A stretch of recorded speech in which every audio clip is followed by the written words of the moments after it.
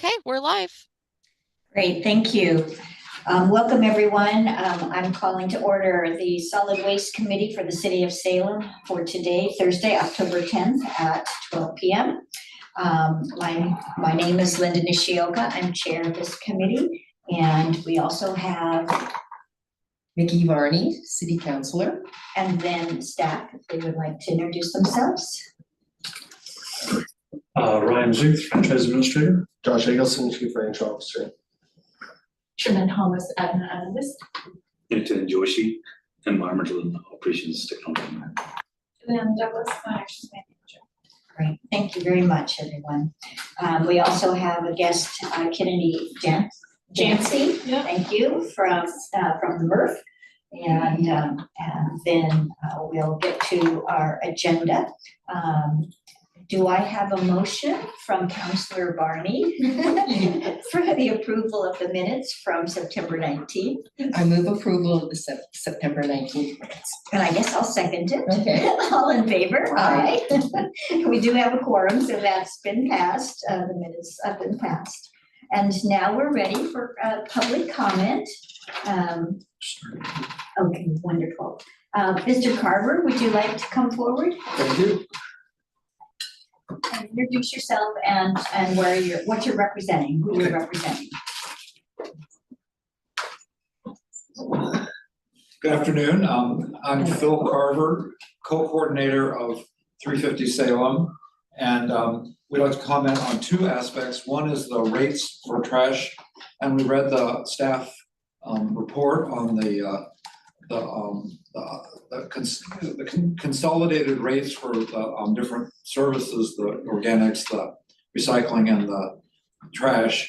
And we appreciate that perspective and drop our proposal to make the rates for the larger cans larger, because we didn't look at it that way. We didn't have that perspective, but we appreciate that perspective. So thank you for the analysis.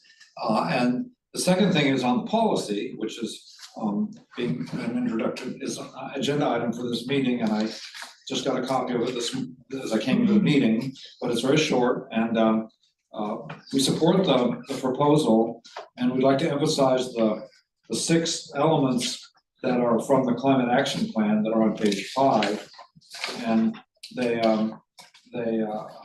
have these objectives from the Materials and Waste section of the Climate Action Plan. And it's establish data tracking and reporting, reduce waste at the source, set a goal for zero waste, which actually means at least 90% of waste diverted from landfill and burning through reuse, composting, etc.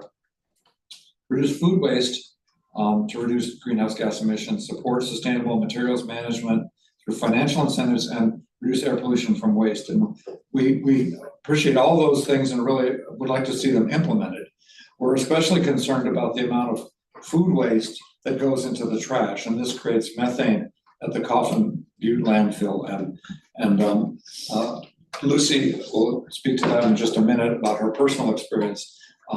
But there's many places where this happens, and you're lucky on your staff with Juliana has good professional expertise on this, and so we like a good bit of her time to be devoted to analysis and tracking of where we are. It's hard to fix what you don't understand, and then to get the food waste from every source, the residential, the schools, the grocery stores, the restaurants, institutions, generally get the food waste out of the trash stream.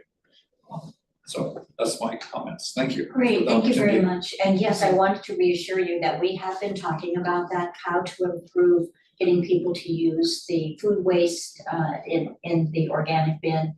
And one of the things that we know that we have talked a lot about is how to get apartment complexes and multi-units to be able to use it well, effectively, and properly.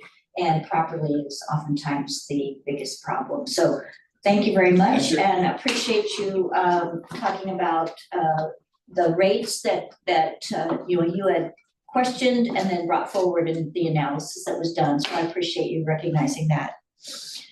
Great, and so now we have Lucy Hitchcock. Correct. Hi, Lucy. Hi. I'm also in 350, and I second everything he said. But I'm also I live in the Pringle Creek community, which is about 30 acres of land, and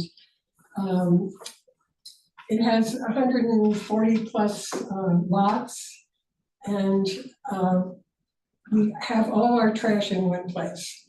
So everyone takes their trash to one location. And my particular interest is in green waste. Okay. I'm chair of the landscape committee there. And we have, in addition to just all the greens that we get rid of in landscaping, we have 2 greenhouses that produce a lot of food and a lot of waste, green waste. Currently, it's going into the trash. We do have a few green bins, but they're really from residences. The size of them is small. Our people do not each have one. And I have tried with Republic to get a bit, A larger bin. large, without success. And I went to the sustainable business group meeting that was this last week that Republic was very much involved in. And got connection to someone who might help us to get a large trash container for green waste. But they have not called back and have not responded. So my interest is in putting green waste either through composting or some means into the soils, into good use, because it's the amount of greenhouse gas emissions and methane and so forth is way cut down if you compost. So I would be very interested in anything on the climate action plan for the city to encourage composting. But we do need something for, like you say, these larger apartment complexes and places like mine that have huge waste in one place, to have containers and a system so that it goes to a good place. So that's my. Great, Lucy, thank you very much. Do you have questions? I'm sorry. I Before didn't you say- leave today, I'd like to get my card to you, Sure. and then I'd like to connect with you afterwards about working with Republic about getting something out at Pringle. So Great. I'm not super familiar with that community, but it seems like there should be it's lots of small houses right on that property. It's not a standard multifamily unit type of complex. Well, there's a couple apartments, of like 16 apartments, but mostly it's single. Yeah, I'm surprised there isn't some type of system for collection of your normal mixed organic. So that's news to me, and I'd like to We have, work with you. we have the food waste. For the houses, but there isn't one. She said basically asking for one. I can get that. But they don't go to the houses. We have about 5 of those bins For everybody? for everybody. Oh, So okay. the greenhouses are dumping a lot of green waste into the trash container. Into what and there others- is, Yeah, okay. So, I'd like to connect with you afterwards and work with, it seems like that should be a very simple solution. I'm surprised it hasn't been resolved already. So, before you leave, I want to make sure you get my. Sure, good. We'll connect Okay. afterwards. Good. Thank you. Thank you. Okay, thanks. All right. Thank you both very much. I forgot to ask, does anyone have any questions for Mr. Conlon? I think basically you were just supporting what was there, so thank you again. Sometimes I neglect to ask if there's questions, so. I did have another green waste. Oh, what do we do? Do we do anything with the community gardens? What do folks do with waste from community gardens? Does all of it get filled in? Or do they dump it in a pile, or do they have compost piles there? I think they might have compost piles there, from what I remember. I'm only familiar with, I'm somewhat familiar with one community garden that I used to be involved in off of South Liberty Road. Okay, Kind of in just north right, of the sunny, Sunside. or sunny, Yeah. something, Yeah. yeah. So I was part of that in the first couple of years. I don't know exactly how they're doing now, but I know that there's some compost there. And I believe that they've got a green bin that gets pulled out weekly I've driven by there and seen that green bin out there and just picked up, and just a week ago I saw it. So I think it's some combination. I'm not sure how some of the others, like the one off the sunny side, or how other gardens are being managed, but probably some combination. Okay. We can find out. Well, I've seen some compost, I think there's a compost pile at the one at Orchard Heights. I don't know what's up at Ellen Lane. I'm thinking all West Salem that I'm more familiar with. Yeah. There's the garden by the church. There's the garden for the Boys and Girls Club area. Those are the ones that I know about, at least in West Salem. I should just drive around and see what they have, right? That's what we would do. Yeah, okay. No, you don't need to follow up on it. I'll drive around and figure it out there, but I'm assuming there are other gardens in city. Yeah, it seems, I, for the few that I know, that's the community garden, I see that they oftentimes will have the composter there and that they actually compost, like in a pile nearby. So it seems like they're self-contained, That would more make than, sense. like having a green bin out, especially because there isn't really an address to pick up. I know that schools that have little gardens, they'll often use the green bins that they have for hopefully their food waste as well. So anyway, I think that oftentimes they're taking care of doing it themselves, but it would be good to That check. makes sense. Anything else, Nikki? No, thank you. That was very informative. Any other things you wanted to say before we get on to action items? Okay, so we're on to action items, and we have the Solid Waste Management Council policy. As Mickey and I both know, Ryan, he's been working on this. We've seen the draft, and then there were a few red line corrections that I have reviewed. I'm guessing that Mickey's very good at this, and so I don't have any questions for you, but I think that you would probably like to talk about it. I'm happy to just kind of walk through the red lines just briefly. I may seem minor. I just want to make sure that I address each of them, kind of the why and the what, and then if there's any concerns, we can go from there. So nothing on page 1. Page 2, under allowable expenses, number 8. This was an item that we added I think last meeting, which is that low income discount. It used to say or other adopted rate assistance programs. I put and. Words are meaningful, right? And so I want to make it clear that it's not this one or another, but it's any of those or all of those rate assistance programs would be that are approved or asked for, required by the city council. All of those programs would be That makes allowable sense. expense.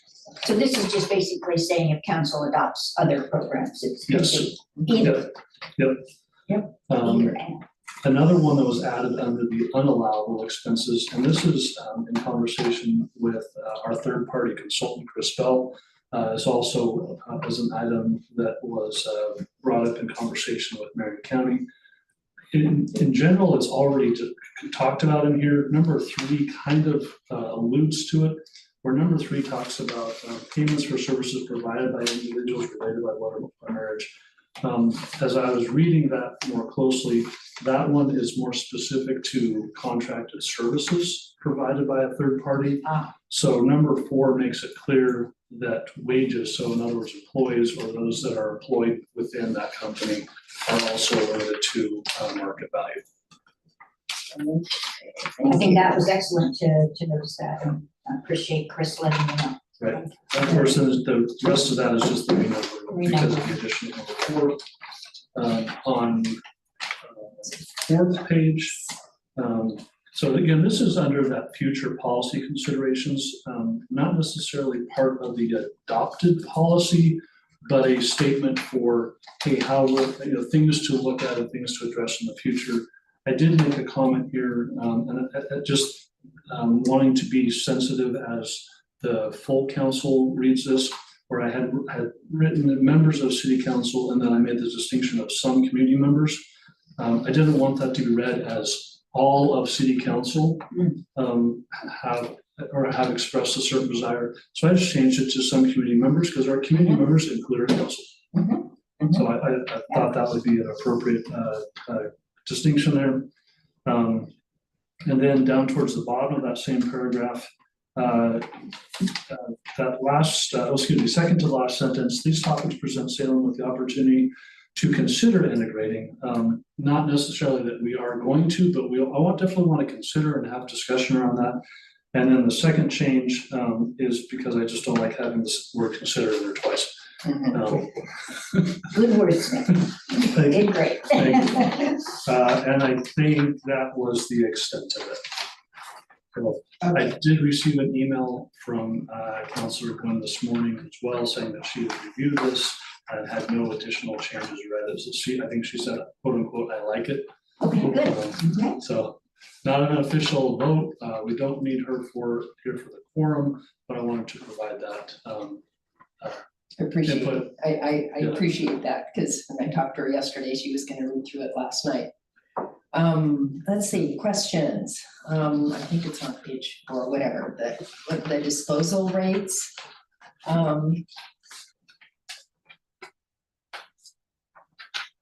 Under, Let's see, let's see, under. Disposal let me rates go at the back top a of the page. page. It's at the top of the page, disposal rates. Forecast factors on 3. Yeah, yes. Which would be on page, so forecast factors, next page, top of page 4, that's what it is. On the way the rates are determined as adopted by Marion County Board of Commissioners, since nothing is said about Polk County, is that taken care of under the next section, well, the next kind of paragraph where it says for all other expenses by general inflation? Well, I was trying to figure out where Polk County fits into that. Sure. Okay, that makes That was sense. a good, that That does make sense. So, where Marion County has full control, and so they set certain rates regarding that flow and the disposal. Polk County does not, and so Polk County doesn't currently have any regulatory authority over disposal rates within Polk County. Part of that is because there are no disposal sites Right. within Polk County, so there's no Okay. regulatory authority from that perspective. However, then really what would be where Polk County or any waste coming out of Polk County or anything rather that is not set by Marion County would be that last sentence within that same paragraph that says forecast factors for disposal rates not under Marion County regular authority are determined by reviewing disposal fees rates charged by the franchise haulers. Okay, So essentially, it's kind of So that would include Polk defaults. County. it's a default, it's in there. It's a default into kind of what that market Okay, rate is. okay. Yep. Okay, no, I appreciate that. Then under allowable operating margin, at the end of the first paragraph, I mean, just going down a little bit. I was just curious, rates shall be adequate to provide a pre-tax operating margin equal to 10% of franchise-wide gross revenues. I was just wondering if that box is in at all when we're doing setting rates. I can see the margin described in the next little sentence about deciding not to adjust rates if the operating margin's between 8 and 12%. I'm trying to remember, when we do the rate setting, we set it exactly at 10 when we propose it. Is that, I'm trying to remember back a few months. Sure. So whenever we're adjusting the rate, we adjust it to target that 10%. Mhm. It's not a guarantee that they'll receive 10%, Sure, but we set it to target 10%. And okay, so that has been our practice, and this would memorialize that practice. because I was wondering if maybe operating margin target of 10% instead of equal to, but I didn't know, that was just a kind of a suggestion. Provide a pre-tax operating margin to 10% instead of saying equal to. Is that what you're? Yeah, I was basically saying? thinking operating margin target, Is there any is legal that, I don't know. financial I language? think in practice it would equate to the same thing, but I get where you're going. Equal makes it sound much more direct, like we're always going to Right. get there exactly. Right, So I could see, replacing that. that was, So what we're if, having a what if on the second line where it says rates shall be adequate to provide, what if we say rates shall be adequate to target a pre-tax operating margin equal to? that works. That works. Yeah. That works. Excellent. Thank you. Look at this wordsmith. I know, he's He very, is. very good at that. Yay. So just Anything else? operationally here, so as you make a motion, what I would recommend is then we say as amended. As amended. So add that on the end of the recommendation. Okay, Okay. and so do you have further questions? Any further amendments? Under the low income discount, then it says with the aim of ensuring rates are just, and then it refers to Salem Revised Code. I guess, what is our definition of just? I didn't have time to look it up. I was just kind of curious. And why that's used instead of ensuring rates are, I don't know. I guess equitable wouldn't be it. It would be fair. Or, I was just kind of curious about the use of words. So that word is a word that's in code, so not a word that I picked. That makes sense. Yeah, so. It's identified here. I don't think it's defined, I'm just checking real quick. Okay, I would assume not. I don't believe it's defined as, it is ambiguous. Okay. I guess there's a list of, it says just, fair, and, I forgot what the whole. We have a few- You don't need to take time on it because it's not something that, I was just more or less asking about it and how it's used. I don't know, for clarification. I certainly understand why we're using it there and it is hard to define. I think for the, of the words that were provided in that code, or in that section of code, just was the most appropriate word of those that seem to apply to the low income discount. So there wasn't, I don't believe it said equity. It didn't say some of the words that we're using now. This code was written, I think, 20 years ago. Okay, So okay. like DEI wasn't even a concept necessarily, not in the same way that we're thinking of it now. So Okay, Yeah, right, it's in the purpose statement, and it's ensure rates are for solid waste management are just, fair, reasonable, and adequate there we go. to provide necessary solid waste management. okay. So maybe we could Okay. add that language. No, it's in the purpose at the beginning of the policy. At the beginning Yeah. of the code, actually. Oh, of the Purpose statement code. of the code. Okay, okay. So could you read that part again?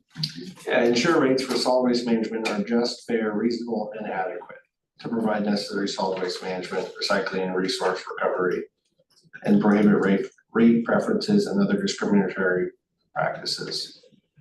So possibly just and fair, so. Yeah. In other words, You don't yeah, need to change it. I was just, I didn't have time to look it up. Sure. So thank you. So my intent here is to tie back to the code Mhm. and to take what we have in code and apply that and try to formalize, how we've applied the code into a policy and try to link it back to the verbiage that we find in our code. So that was the reasoning for that. I think you have done an awesome job. You all have, putting this together. I think it's fantastic. Thank And I don't have any more questions. I think it's Well, wow. good, thank you for those. Really good. So I'm gonna go ahead and I moved forward to City Council with a recommendation to adopt the solid waste management council policy as amended. Second, All those in favor? I, Aye. The motion has passed. Did you have anything else to say about that one? I do not. I will I'll put this on the soonest available agenda. So hoping to have it likely in November. Yeah, I was gonna say, but it'll be on the November. Yep. So, all right, well, wonderful. Thank you again for all of your work on that. Yes. It's taken us a while to get there and everybody's done a great amount of work. And I thank the people that have given public testimony and the support on and questions on all of this. So thank you again for all of that. So we're now on to fund management and I will just state here that I know that Counselor Barney does have another meeting and she'll be watching the clock. So we're hopefully be able to get through all of this so that she'll hear. So Thank you. I don't have to leave until 1. I've already let them know I'm going to be Okay, I late and think they we're good. adjusted the agenda. I think we're So running I'm here until 1. awesome. Okay. Thank you very much. You're welcome. For accommodating. So I still wanna, make sure we get through as much as we can here.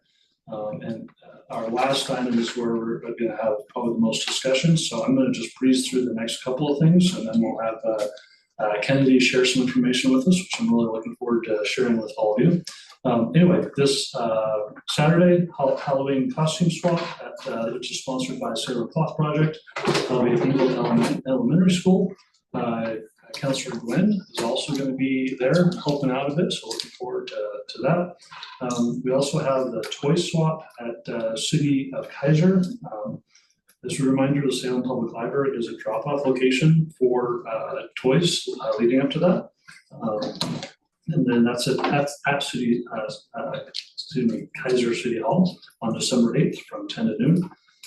And that is going to very quickly move into the Marion Resource Recovery Facility, MRF, rebranding to Resource Community. Yes. So, Has Derek joined us? I do not see him. Okay, so Derek was supposed to join us. He's the president of the MERP. But I'm Kennedy Jancy and I'm the Community Relations Recycling Specialist for Mid-Valley Garbage and Recycling Association, which is an association formed by all the garbage haulers here in Marion County. And there's 8 different ones. And then they also own and operate Resource, which is formerly known as Marion Resource Recovery Facility. We're going through a rebranding right now. I think it's official that we're now Resource. So, and then just give it up to the- okay, perfect. Yeah, I was hoping Derek would be here too. I work more with the Mid-Valley side than I do with Resource. But I was talking with Kevin and the little reason why we rebranded to Resource is because we're so much more than just a MRF. We also operate at our older facility as like a transfer station for yard debris. When ReWorld is closed down for like fixes and stuff, we take in their material and transport that. So yeah, and there's a little video that we put together to really kind of highlight what Resource is.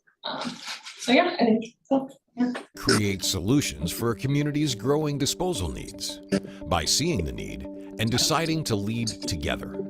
When local family-owned businesses unite and start something new, built on the values of innovation, service, and cooperation, great things happen. Well, when I think back to the beginning, the county was pushing us to get our recycling numbers up. It was really important for Marion County to be the #1 recycling county in the state. Coming out of the strife of World War II and wanting to make a better place for their families, they worked hard to do that. In a growing county like Marion, a lot of commercial waste is created every day. This means our community is expanding, and that's a good thing. But all that waste has to go somewhere. In the past, much of it went to a landfill or an incinerator. Today, we know we've got to conserve landfill space and reduce carbon emissions. We also know that a lot of what's thrown away can still be useful. But separating and sorting tons of material is a big job, one we take seriously. Not even so much as keeping it out of the landfill, but let's put what makes sense in a landfill and let's repurpose and find a different use for the materials that just don't make sense. Some materials break down really well in a landfill, capture the gas, and you're reusing that, right? The wood, which we take to different facilities, they repurpose it, whether it be for hog fuel and generating electricity. It's a way better purpose for that material. You know, let's face it, we have to do something with our waste. And we can't get caught without a place to put it. So the longer we can stave that off of having to build a new landfill, the better off we're all gonna be. As needs have grown, so have we, taking additional waste from local transfer stations and incinerators. This growth multiplied our intake 9-fold. So in 2018, we launched a game-changing facility expansion, increasing our capacity to meet these needs now and for decades to come. There was a waste study that was done. Waste tonnage was going to escalate from like 100,000 tons a year to 800,000 tons in 20 years. And they were wondering, what are we going to do? Well, we went back and did our homework. We told them that an integral piece of that was going to be this material recovery facility where we were able to remove recycling from the waste stream. That's the huge game changer for me was, hey, we need to look at the technology that's going to take us further and not do what we've been doing just in a larger scale, right? Today's innovative resource facility doesn't just work hard, it works smart, separating and routing recyclable metal and rock, converting wood byproducts into fuel or compost, and consolidating truckloads, which saves 1,150 highway trips and 20,000 gallons of fuel every year. 2024 projections show us accepting over 300,000 tons of waste, diverting 75,000 tons or 25% away from landfills. That's the equivalent of 600 blue whales, a win for our community and the planet. Individual Packer trucks haul 7 or 8 ton at a time.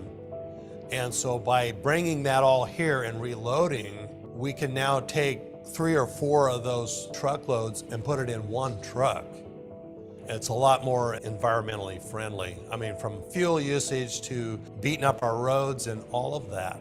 As the industry evolves and needs increase, we're steadfast in our commitment to be a source of solutions for our community. It's why we've enacted only one rate increase in over 25 years, helping keep our neighbors' rates stable. We reinvest over 94% of the facility's profits because we want to be a partner for the common good, not just our own. And it's why we invest in education through a 1,500 square foot observation room to host students and other groups. With engaging first-hand experiences, we hope to inspire the next generation to create new ideas for environmentally aware waste management.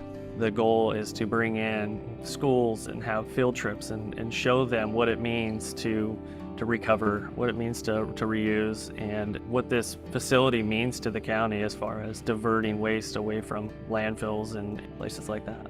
We have to be able to show the residents of Marion County that we are being responsible with the task that we are tasked with, that nobody should have to worry about what's happening with their waste. It's being taken care of. Our vision for the future doesn't stop here. We'll continue to develop smart solutions for our community's needs, acting as a partner and resource for our county government, and providing results so that our neighbors can feel good about where their waste ends up. And as the need changes, so will we. You can count on it.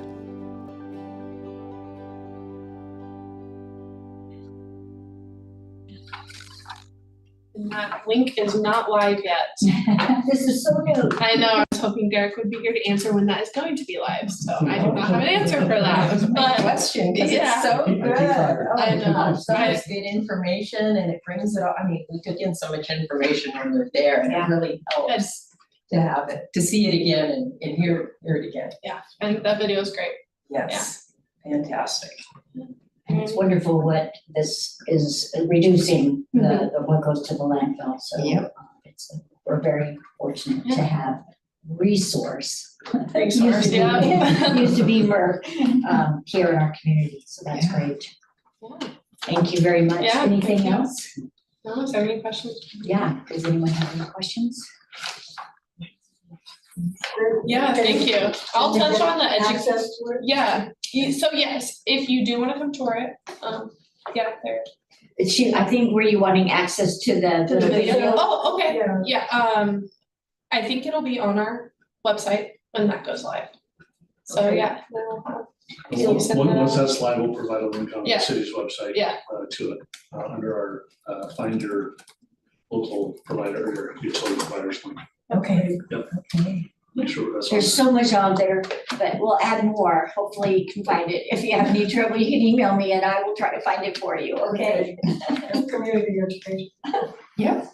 Yes. I have a question, just because you're gonna talk about command or can we understand from resources to what will happen to all the stuff which was being used, which were medical waste or any of that, which was going to command?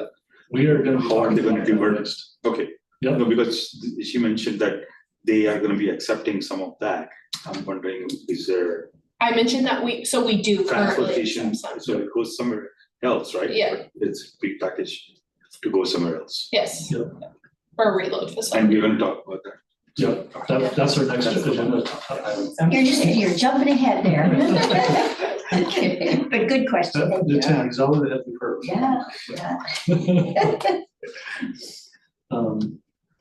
Thank you very much. Yeah, thank you. So I'm gonna, if the chair is okay with it, which we've already discussed, I'm pretty sure you are, I'm gonna skip C, which is a recycling modernization update. I don't have a lot to update right now.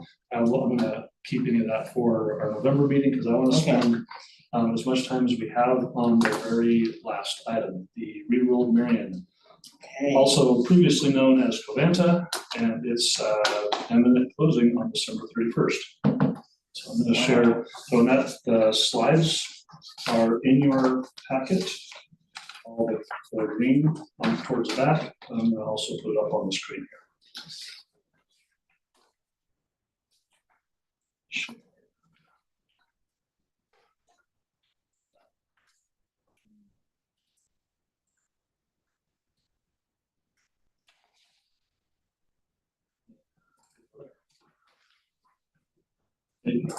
There we go. Good, okay.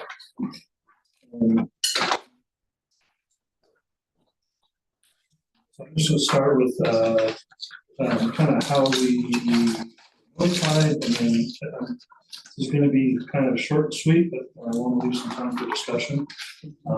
And I'm not gonna sugarcoat anything. Okay. So it is what it is. So about 3 weeks ago, I think it was, 4 weeks ago, Marion County received this notification from Reworld Marion. Reworld will be ending waste services, and I left out the 31st on your printout, but it's correct on the slide.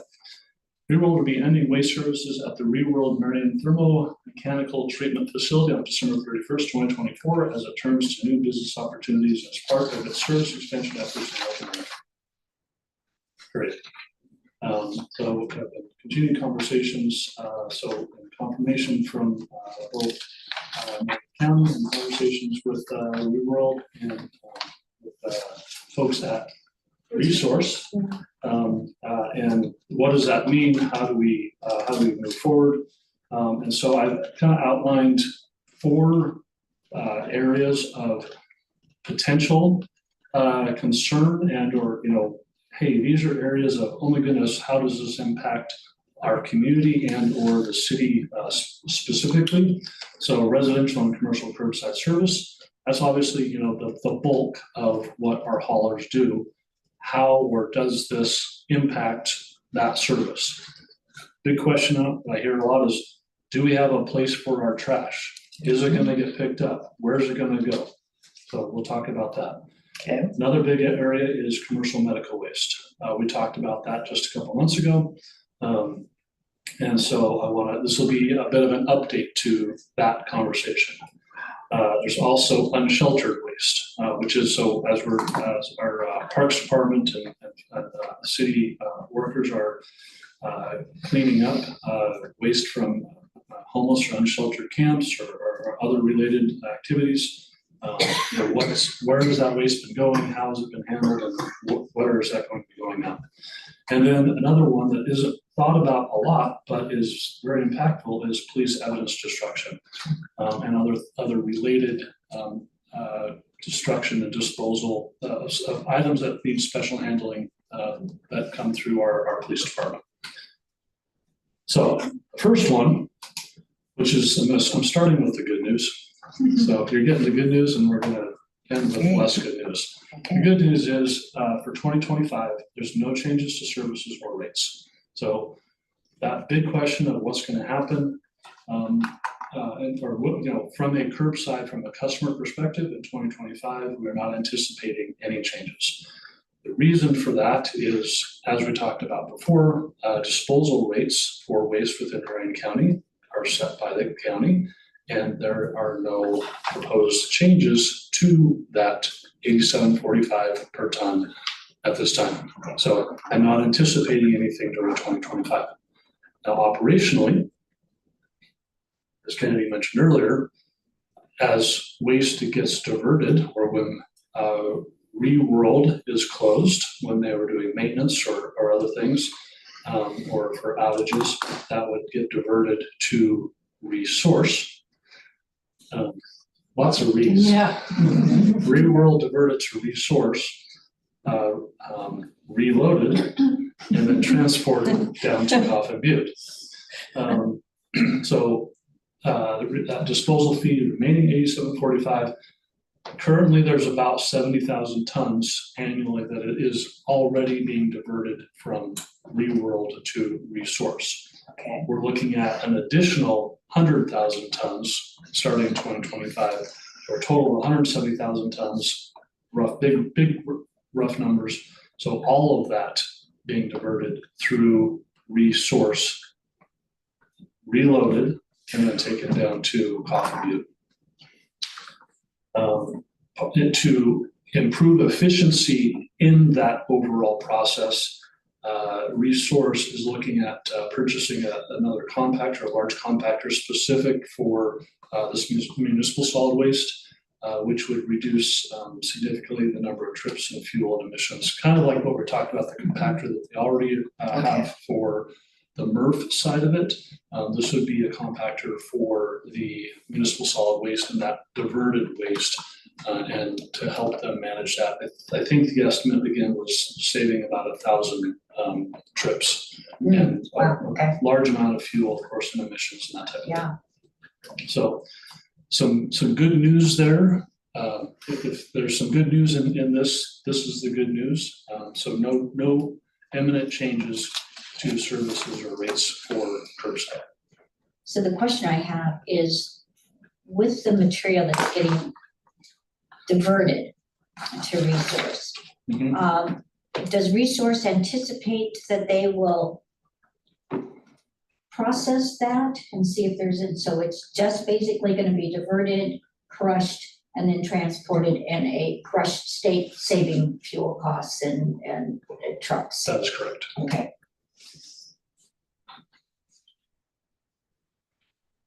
And I know that Matin was talking about medical waste, so. That's coming. Okay. No, this is municipal solid waste. Yes. So we will end up having liquids in it, which means that there is a liquid diversion stream, which will have to be considered much more than what we have ever dealt with, which comes as a hard liquid waste right now to our waste facility. And so Resource will need to manage that? Yeah, and I'm not sure you'll have to worry about that waste stream, and you'll have to worry about 1200 C because of more rainwater getting into that waste stream. Creating more liquid waste for us to again consume. Yeah, I think there's some, I've heard it called sloppy waste, sloppy loads. There are some more liquefied waste from different, whether it be from food manufacturers or other sources that will need some additional special handling, and I'm not sure, I won't put you on the spot. Especially because they're going to employ a compactor, it's going to create even more liquid. Yeah. Right, so I'm not sure, I know that is being discussed on how it needs to be appropriately handled and transported. I don't know the specific answer to that one, but yes. Well, I'm gonna thank Resource ahead of time for all the additional work that this is going to have for you, and hopefully you'll come up with creative solutions to manage it. Yes. It'll be a group effort. Yeah. The next one, unless there's any other questions on curbside. Next is, this is gonna be kind of a big discussion, is commercial medical waste. So just laying it out, there's no immediate local options. It's likely that there would be some type of source separation required with the pathological waste versus the sharps and non-pathological waste. Right now, all of that can go together, can go to ReWorld to be incinerated with no additional handling. Because of no local options to immediately replace that or local alternatives, those types of waste, medical waste, would need to be separated to be more cost effective, and we'll see why here in just a minute. But we are looking at a significantly higher disposal cost.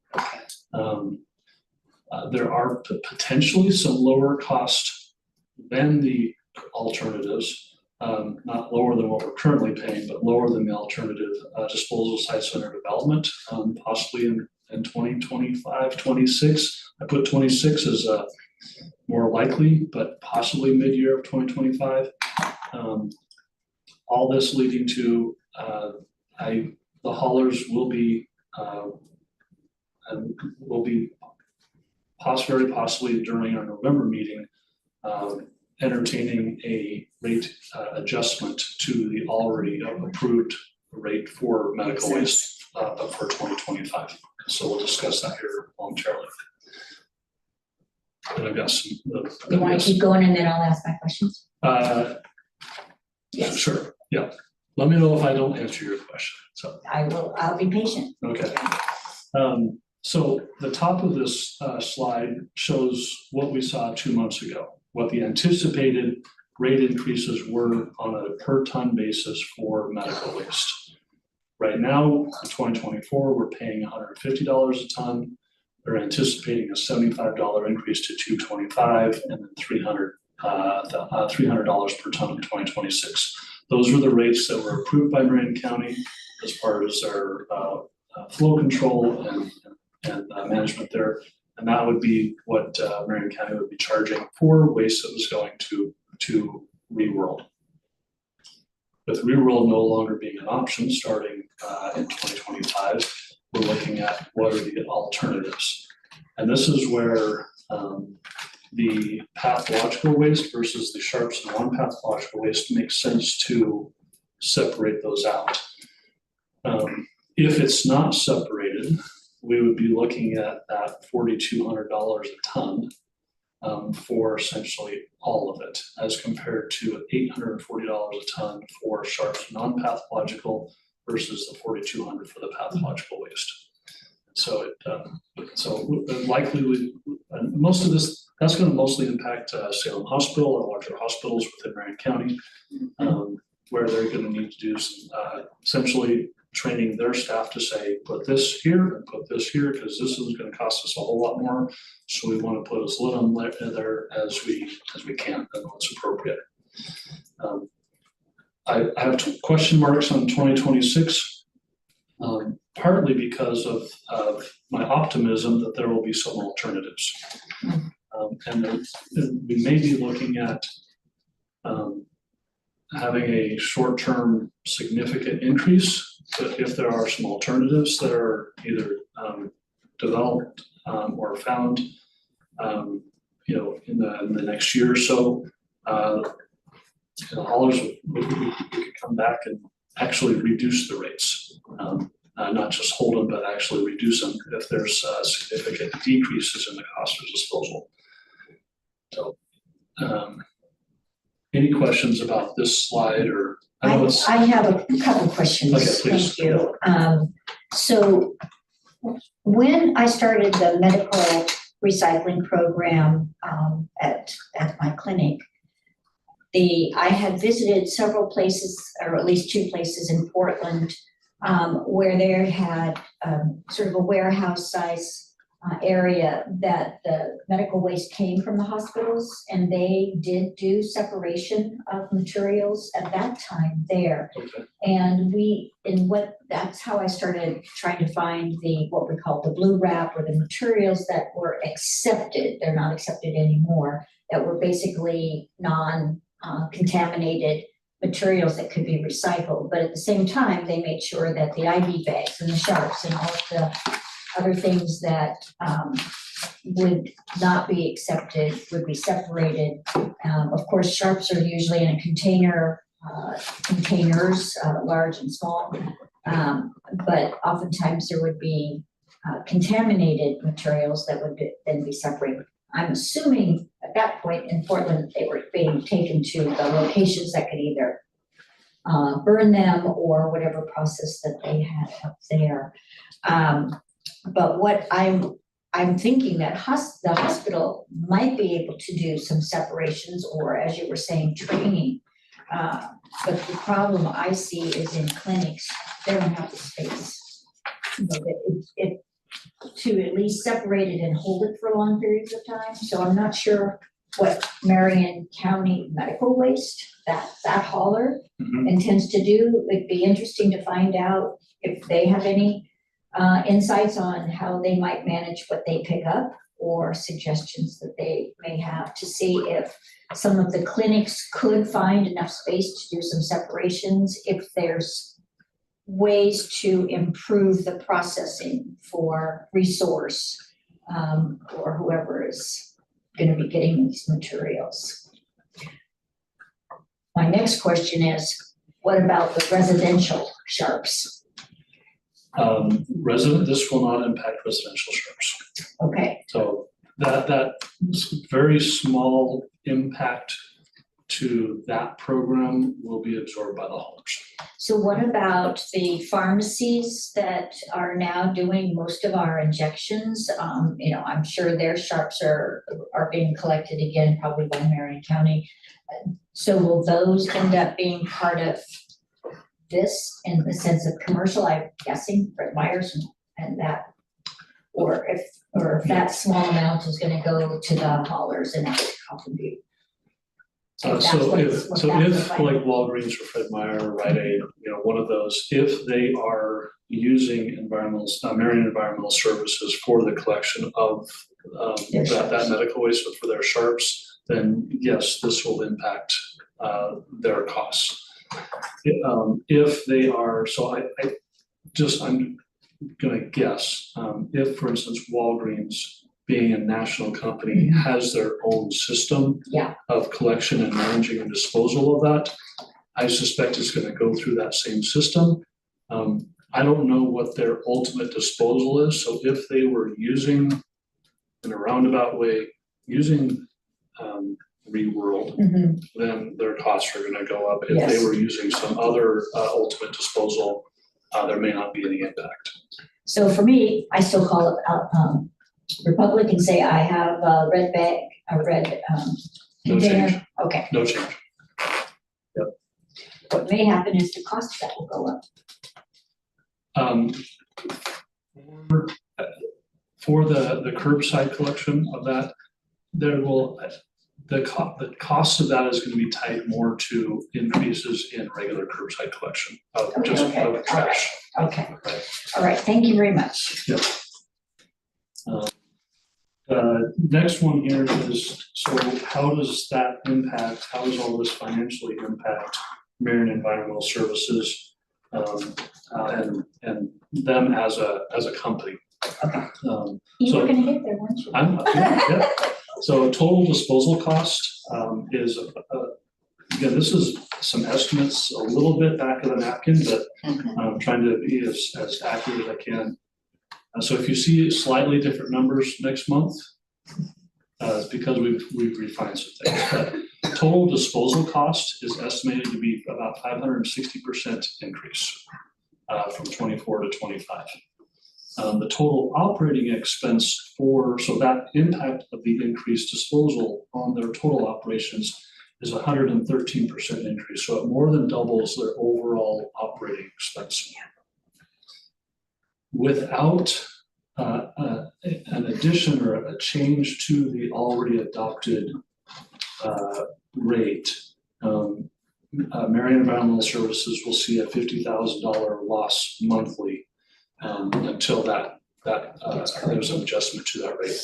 So the table that you see on the right-hand side, the adopted, the 2.8, 6.5, the 14.3, that was the increase that was already adopted by City Council a year and a half ago, or excuse me, it was about a year ago, for those 2 years. In order to maintain a 10% target margin and maintaining that 7% city franchise fee, instead of the 2.8, not in addition to the adopted, but instead of the adopted rate, we would need a 52%, a 72%, and a 279% increase on each of those. The net combined is about 142% increase overall.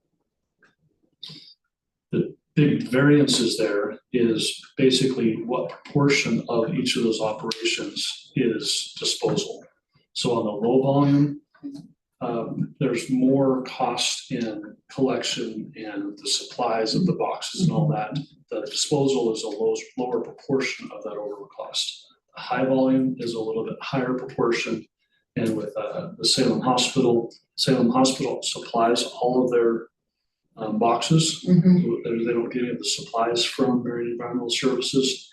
And that is the majority of the pathological waste. So that the larger increase for the pathological waste is entirely applied to the hospital collection there. So that's between the combination of those two things, that's why we see a significantly higher percentage increase needed for those rates. Next slide is just a possible timeline. I anticipate bringing back a proposed rate adjustment to commercial medical waste at our next meeting in November. Assuming that we don't have a December meeting for this committee, although we might, that's up to you guys. Or maybe if it's necessary, and then we might need to move it again, I think we did last year, or did we just cancel it last year? I think we just canceled it last year. So if you feel that because of all of these changes, if you feel that we need to have a meeting, I would suggest that we try to find an alternate date and not too close to that holiday. Yep. And then that way we can make sure we have it. Okay. So on that note, I will go ahead and look to schedule that in December, and then we can talk in November. If we need the December meeting, we can use it, and if not, then we'll cancel it. I think that's wonderful. Okay. I think that's a good plan at least. I would then anticipate bringing these proposed rate changes to the City Council for a public hearing in January or February at the very latest, but hopefully in January. And then with a 30-day notification to customers required, have an implementation date of March 1st. Okay. That's like a 10. Oh, yes, Nitin, I'm sorry. Would you like to go up to the table? No, that's fine, absolutely. Couple things that as solid waste committee as well as councillors might have to think and discuss is the fact that we do not consider the transfer station as a leachate generator like the landfill. Right now, we are grappling with our leachate issues. Yes. And very closely looking at permits as to when and how long we want to continue that practice, or which ones we cannot absolutely not stop and have to accept. Until now, the transfer station wastewater that was coming from the transfer station was just incidental rain getting into just waste that was accumulated there. Now we are going to actually, through the process that they plan to go, we would be actually getting their wastewater. Okay. Which will also have PFAS. Okay. Which will also mean another stream that we'll have to worry about, which then plays into our COSA. If we want to have to adjust the rates for what we are accepting for our treatment site. Okay. So that also then plays into just it's a It's a sloppy coming mess. from the side, unfortunately, but regrets, solid waste issue, but it's gonna become a liquid waste and then Yes. we'll have to deal with the PFAS issues. Yeah. Thank you for making that point so that we are prepared as we move forward with sloppy waste. We have no choice but the community accept it. landfill and the Yes. community waste, Yes. but these are the ramifications. Yes. Take off, but I will tune into the rest of the meeting at some point. How's that? And I bet you'll be updated at the next meeting and beyond. Thank you very much for fitting us into our tight schedules. We do have tight schedules. Thank you. Thank you so much. See you later, Mickey. So I'll let you finish up. Do we have an official reason as to why they're closing? I think it's financial. Was it regulatory financial? I think it's the history of how it's, No, I heard something about air discharge permits. They couldn't possibly ever reach that and going into the new requirements associated with the equipment of the units. They would have had to meet the new air discharge requirements. I haven't heard an official, other than the notice that was provided, I haven't heard anything. Is there anyone else who's willing to pick up and upgrade and update? Let's talk afterwards. Now, the ramifications to the community There are are a lot. huge. Yes. I agree. The ramifications are huge. I think that some of that is out of our hands because it's Marion County. Yes. Yep. And some See of it's what out you of can their, do. and some of it's out of their hands because much of the impacts to Cabana have been with the state legislation. But it's a circular thing, it's coming back one way or the other. It'll come back to The us. residents of the community Yes. are going to bear the Yes. expense. So the third item, kind of a overall impact, is unsheltered waste. So currently, waste is collected, unsheltered waste is collected within Marion County through a agreement with Marion County, and Reworld is that waste could be taken directly to the burner at no charge. So we take it there. If we can get it there, they'll take it with a 500 ton cap per year. So unfortunately, that will then no longer continue because there won't be a place to take it. Resource is not permitted to, by DEQ, is not under their permit to take that waste, to accept it, even to accept it and to reload it. It is not under their permit to be able to accept that. So that means that there would be, I believe, waste that we collect, or Parks collects in Polk County is already being taken down to Coffin Butte. And so the rest of that would then also need to go down directly to Coffin Butte. So it's collected and then just basically Just trucked, just hauled down. straight out there. Yep. And because the resource can't take it, they can't even crush it and make it less Yeah, costly. it's not covered under their permit. Okay, We are, I know, researching some other options. I've asked Jake Snell, who runs this program, to reach out to other communities and see what they're doing, and what some options are there. But likely it's going to be, that whatever that handling is, there's a possibility, I've asked the question, can we, or is there some sorting that we can do, kind of like with the medical waste, where we can say, okay, rather than taking it all, can we somehow go, okay, yes, we're really certain that this couch is good, we can take it to resource. But so we limit the quantities that we're having to take all directly down to Coffin Butte. But that might also mean additional labor on that side. So there's always that trade-off. And there is some budget, talking with Jake as he was looking at budgeting for this year. This looked like a possible outcome. Okay. And so he did budget some additional funds, but whether that's sufficient or not, we'll see, depending on the quantities and whether or not what those options are for handling. This is gonna be a big one. It is. The last item that we have here is police evidence destruction. So I had a good conversation with Darcy Vanderhook, who's our police evidence and property manager. Okay. I believe she's actually, I forgot which organization, but it's basically, I think she's either the chair or president of the state organization for police evidence. Okay. I'm probably really butchering that, and if she sees us afterwards, I apologize. But this is a statewide issue.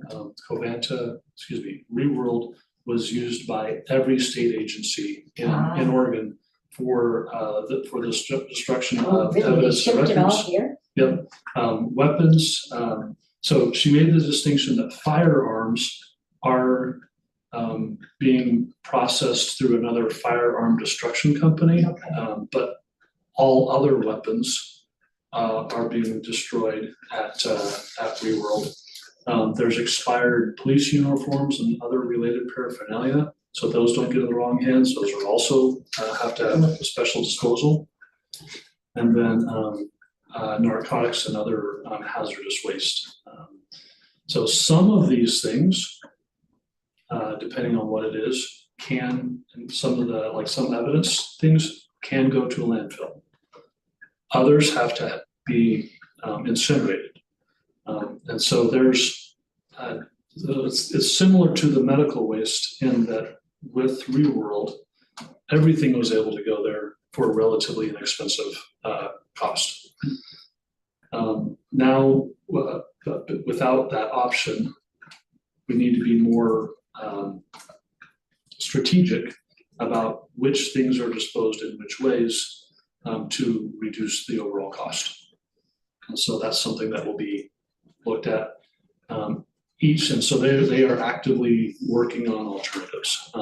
Don't know exactly what those are going to be at this point, but they are, they're statewide organization looking at that.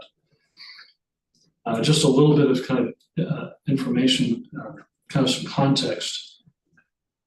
Each trip that they make, so when they would take stuff to ReWorld, that police staff from records, police evidence property would have to be escorted by a armed officer, and they have to watch that destruction occur. They've got historically about 4 to 5 trips a year. The nearest alternatives for much of this would be in Tacoma or Spokane, Washington. And so with those 4 to 5 trips, you're looking at an all-day, the labor, vehicle, equipment expenses and such they run a U-Haul, how do they manage this? Yeah. Anyway, you're looking at a full day each time. And so they need to be very strategic again about, can some things go down to Coffin Butte? Can they, what are some of the alternatives? So. And Tacoma and Spokane both have incinerator sites that are meeting DEQ requirements and still in force? Or do you know? Sounds like maybe. I don't know specifically. Those were mentioned, and I don't know, I don't recall the specifics of those 2 sites. I don't know if those are large incinerators similar to what ReWorld was, or if those are smaller incinerators that are specific to this type of thing.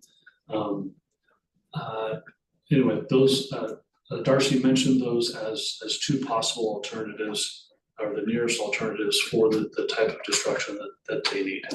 And so again, we may be looking at some increased costs for our police department around that area. Maybe the state will come up with some suggestions, being it's a state mandated, that could help facilitate a burn site that could burn clean, or as clean as possible.